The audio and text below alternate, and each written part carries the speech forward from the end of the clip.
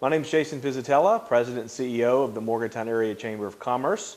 We're pleased that you've been able to join us for this campaign interview process where we've invited all of the candidates for the House of Delegates in the 51st Delegate District to join the Chamber and spend between 10 and 15 minutes with us answering our questions that are of interest to the business community and the greater Morgantown area as a whole. All of the candidates have agreed to participate and limit their answers to 2 minutes for each question. And we're pleased that you've been able to join us and hope that you'll find this candidate information segment very informative. We're here with Rodney Pyles, candidate for the House of Delegates in the 51st District. And Rodney, thanks for coming in and joining the Chamber this morning. Thank you, Jason. And answering a few questions for us. The first one is, the Governor and General Assembly in North Carolina have been criticized recently by a few business groups and some professional associations, most recently the NCAA, over the passage of House Bill 2, which has otherwise been called the bathroom bill. If elected, would you support or oppose a bill of this nature, or one like the Religious Freedom Restoration Act that the legislature in West Virginia considered in 2016?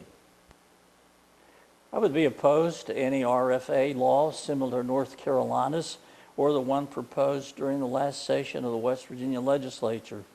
These laws are supposed to protect religious liberty by allowing business owners to ignore anti-discrimination laws when it violates their religious beliefs. But there is legitimate fear that these laws would be used to discriminate against gays, lesbians, transgenders, and other minority groups. Since this law was enacted in North Carolina, it has cost the state over $395 million in benefits from canceled events and lost jobs from companies that changed their plans to locate there. Such a law in West Virginia could hurt our efforts to attract new businesses and would harm our travel and tourism industry. The next question is, the state of West Virginia's budget has become increasingly challenging to put together in recent years due to reduced severance tax revenue from coal and natural gas and the ongoing effects of the recession. Would you support increasing taxes to ensure that the state maintains the constitutionally required balanced budget if such a proposal came before the legislature? Why or why not? The budget process has reached the point where there may not be enough places to cut the size of state government.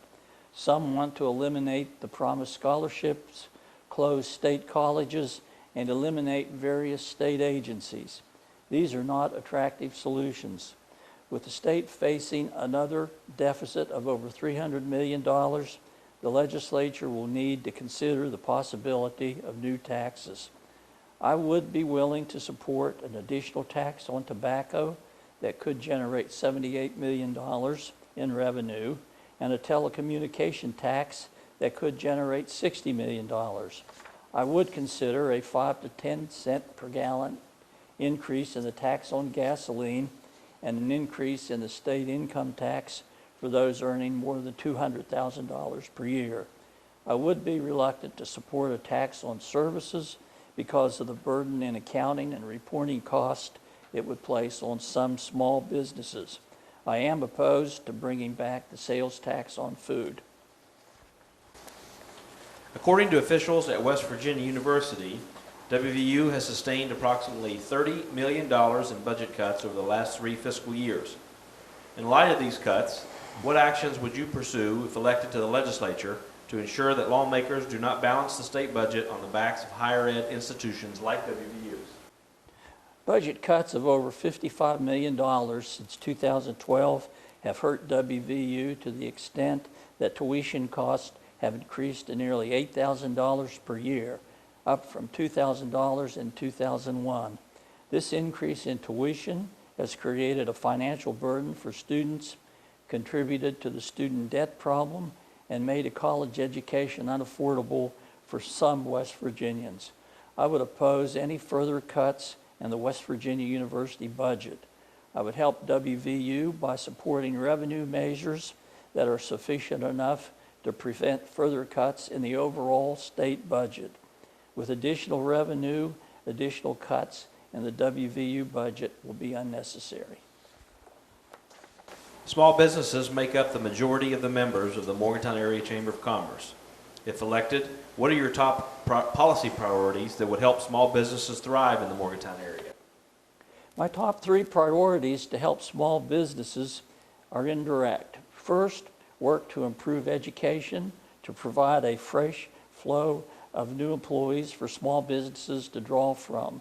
I would support tax breaks for those small businesses that expand to create new jobs. Second, work to expand broadband and high-speed internet throughout the state to give small businesses the needed information and help to extend their services to a wider area.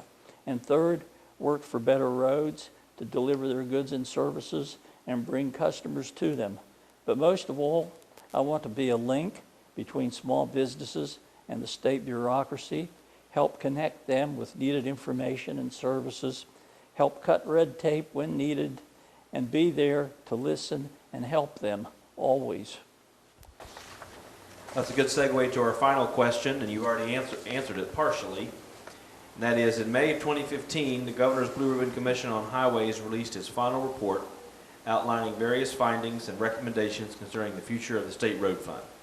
Would you support an increase in the gasoline tax or registration fees paid at the DMV to fund additional investments in our highway infrastructure, both in this area and throughout the state? I would favor and support an increase in the gasoline tax. People who have engaged me on this issue have said they would be willing to pay an additional 5 to 10 cents more per gallon if it would improve the roads. Such an increase should be made without being capped at $2 per gallon, as some have suggested. With the price of gasoline now priced at more than $2, a gas tax increase would have gone away. A cap of $3 would be more reasonable. I would support increased fees at the DMV, some of which have not seen an increase in 30 years. I think some consideration should be given to an increase in the use tax for heavy trucks, the vehicles that cause the most damage to our roads. Rodney, thanks for coming in and answering our questions, and best of luck on Election Day, which is November 8th, 2016. Thank you, Jason, and thanks to the Chamber.